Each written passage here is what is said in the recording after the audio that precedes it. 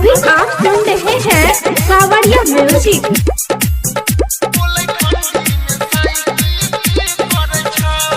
भेलो बियाह गेला पिया संगे ससुरो में मौज करे छे।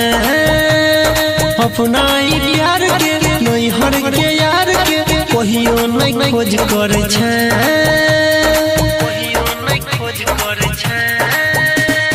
भेलो बियाह गेला पिया लग तू ससुरो में मौज करे छे। अपना यार के नैहर के यार के कहियो नहीं खोज करे छे। अब नहीं हर सुने न गेला भरी है सोची सोची हमारा जीव जरे छो।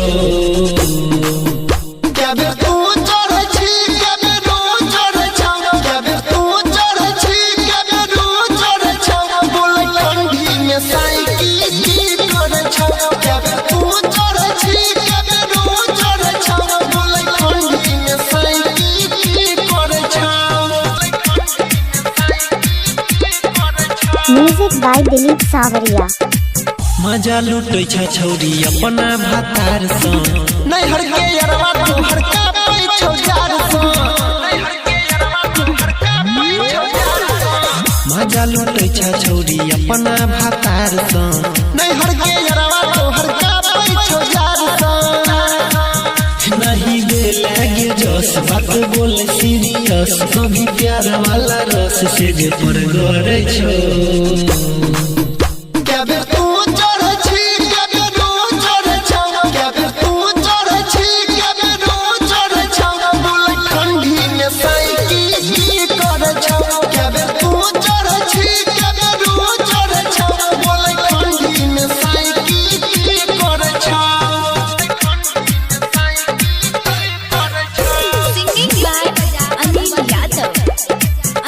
सावरिया रिकॉर्डिंग स्टूडियो हाजीपुर। पूछे छौ बात तोरा बबलू आनी लागे हमरा बता दे हम कर ले बैठिल गे। पूछे छौ बात तोरा बबलू आनी लागे हमरा बता दे हम कर ले बैठिल गे।